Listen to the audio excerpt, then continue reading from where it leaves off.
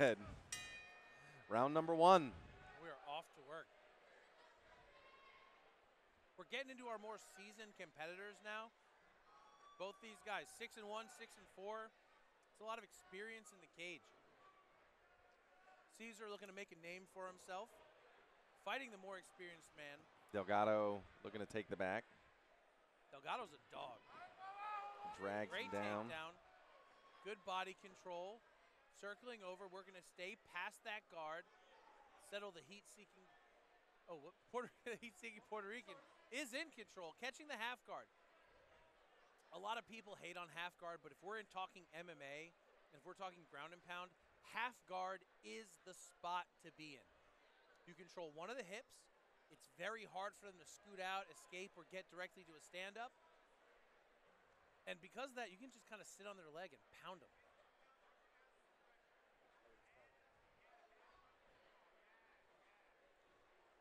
Cesar Ortiz looks like he's looking for a stall. Give me that lens cap. Just to hold him down, slow it. Delgado doing the diligent work that needs to be done when you're playing this tight style. Heavy on the head position, heavy on the underhook, body shots. Oh, and a big rollover by Ortiz, turning the tables on Delgado. He was biding his time, waiting for the moment, took advantage, struck while the striking was good. Oh, big triangle attempt by Delgado. He's got him locked up in danger zone. The arm is working past. Caesar's smart, trying to stretch it out, finding the head, opening up space. Delgado needs to get that arm across and drop his ass out so he can keep that arm trapped. Great pressure by Ortiz. Elongating Delgado's body. Delgado gets the leg. If he's smart, he's going to switch up to the armbar here, and Ortiz is out. Excellent work by both men here. See, that's the veteran we're seeing. Delgado goes, oh, big right hand, puts Ortiz on the fence, stuns him for a second. Delgado in on the takedown, big single leg, solid takedown right into the half. Ortiz climbing that leg up, kind of telling me that he is not the most refined grappler in the room. Delgado keeping that chest pressure, strong underhook, tight on the seatbelt, pressure on the back, head control in, and just ripping shots whenever he gets the opportunity. Delgado heavy on the head, opening up the body. He's going to step over to mount, but he was too high, and he gave up top position. Once his head comes out, his back stood up. Ortiz did a great job stepping over the leg, finishing. Oh, nice knee to the chest. Great. And another. Awesome shot. Delgado's hands are doing big work here. Awesome. There's round 1.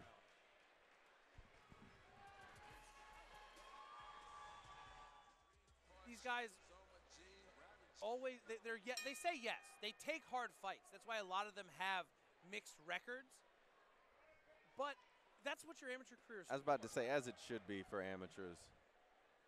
I definitely think there's a time for rearing, more so in the pros, right? Oh!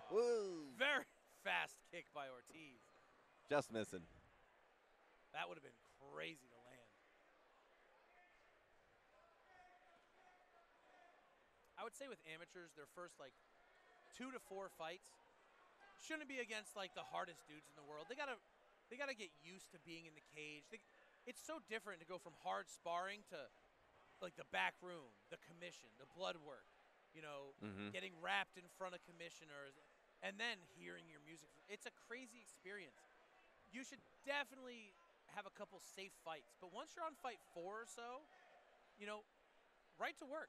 Right. So, back in the day, it used to be you needed 3 amateur fights before you could do ground and pound to the head. Yeah.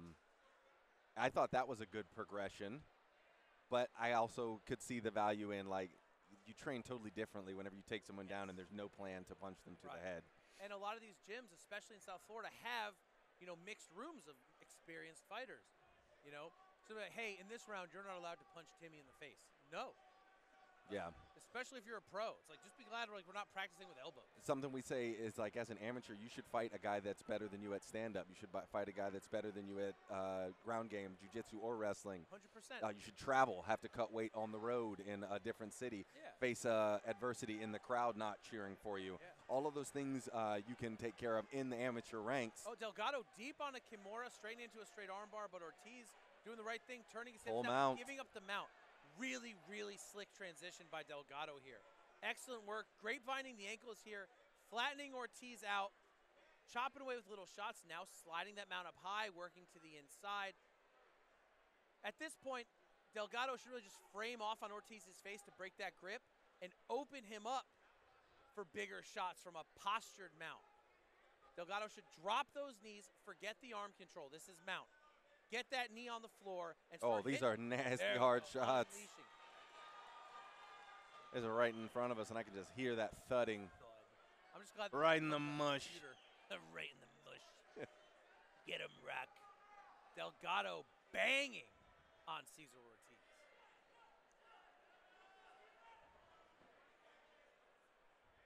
Delgado's doing everything right in this moment to control his opponent and finish this round on top with 10 seconds left.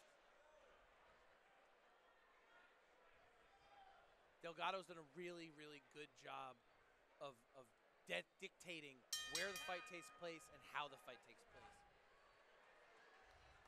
You have to have seen adversity. You have to have been held down, smashed into the cage, hit hard.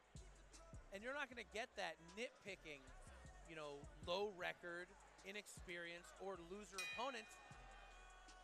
Is it smart to get yourself off to a good start with a good record? Hell yeah. Put yourself ahead of the game before you start challenging yourself too much. But how many should it really be? I'd say 2 or 3.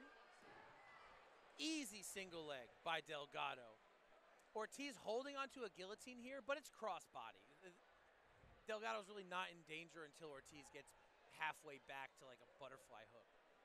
Delgado really smart here, knee on the bicep, looking to pressure down. He can work the ribs and body here easy. He can't transition him out because he's going to compress his body too much, but he should be banging on the ribs of Ortiz. This is a relatively safe position. The grip's broken. Delgado's got his arm isolated. Is he going to try to use it? Yep. Can't block your face if you don't have your hand. Delgado into the mount. Middle mount, creeping into a high mount. Posting. Posting up on that foot is always a bad idea. It's going to shift your hips way too much and make it for an easy roll. But here we have low mount, low base, grapevine. Stretch those legs out, man. Take away Ortiz's hips. And yes, you're not going to get the biggest shots in the world, but you will get ground and pound that is very, very hard to defend. Sliding over the top, going to attack the armbar. Hips are centered up, high guard. If Delgado grabs the leg, we're looking at a flower sweep. He needs to scoot his hips back, work for his stand-up. Is Delgado wearing it? Oh, a big shot by Ortiz. Delgado in on that single. Ortiz with a good sprawl, working his way back. Has Delgado blown his wad here? Is he worse for wear in this last minute? Drags him down, that single. Great job just being a dog in there by Delgado. Ortiz thinking he's got an armbar. He doesn't. Delgado doesn't even need to stress here.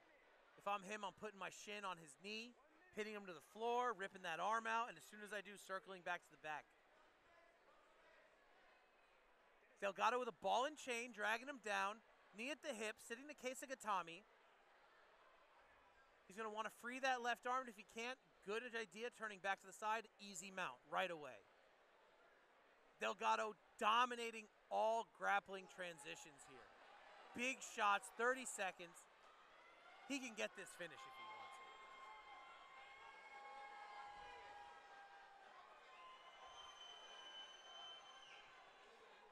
it. Yup. Just keep the pace, keep the grind, put him to work. Ortiz talking to him. I don't know what he could possibly be saying. He's not in a position to talk trash. But he's saying something.